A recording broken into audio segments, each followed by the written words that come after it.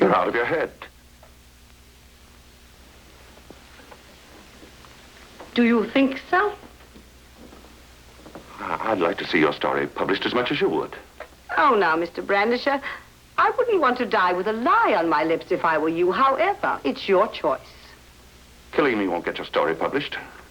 Why should we both die? You'll go to the electric chair.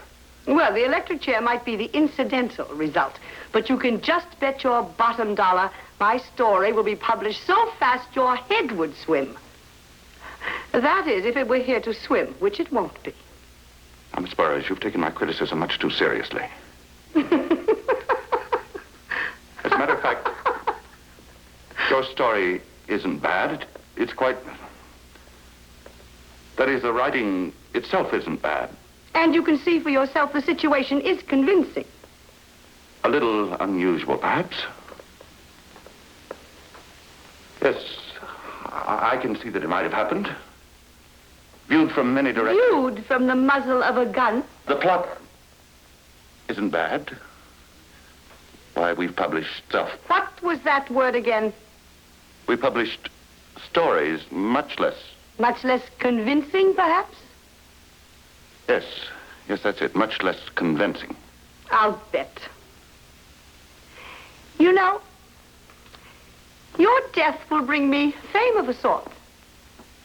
Free advertising for my novel. Why, who knows, my life story might even be published in your own magazine. Do you go around killing everybody who doesn't like your stories? Not who doesn't like Mr. Brandisher, who is so insensitive as to laugh at someone else's dreams. In that lecture hall this morning in front of all those people, you tortured me.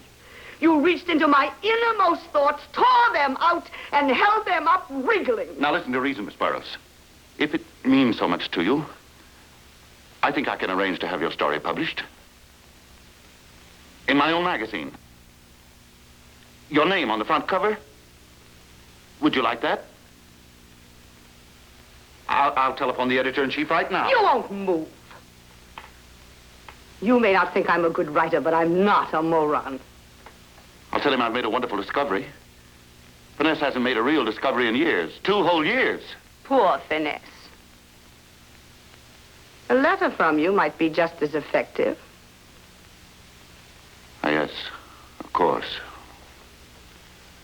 And it would be in writing.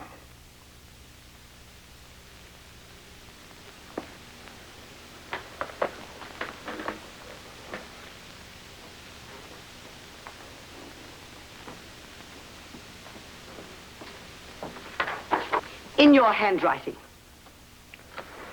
Yes, of course. In my handwriting. Dear Harry. Your editor-in-chief is named George, as you very well know. My forefinger is getting tired, and I am subject to tension, which is practically paroxysmal. So get on with it before I get sick of the whole thing.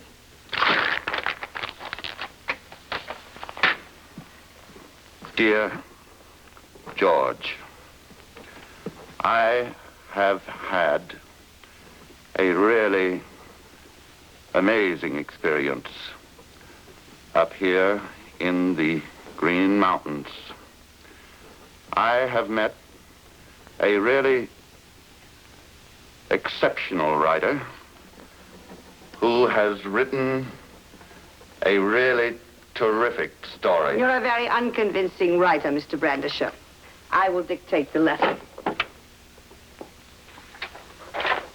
Dear George, I have come upon a story up here which is quite impressive.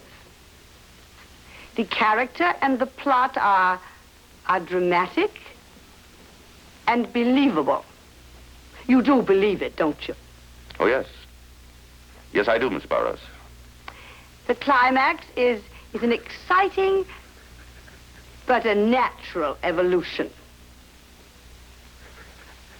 The author shows great promise. I have taken the liberty of offering to buy her story for... What figure would you suggest, Mr. Brandisher? Would $10,000 please you? Oh, immensely. But I'm a murderer, not a robber. What do you customarily pay for a first novel? 5,000 or 6,000. Well, let's be fair. Make it 5. Oh, and add one more sentence.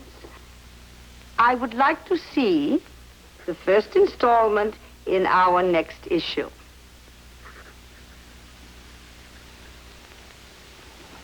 Next issue. There. Sign it. Yes, of course. Put it on the edge of the desk.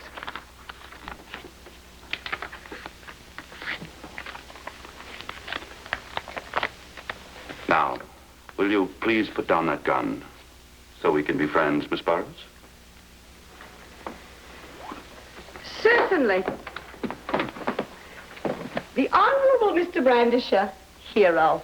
You will hand over that letter and put up your hands. I will do no such thing. The cartridges are blanks and the gun is an imitation, manufactured for little kids who play cowboys. You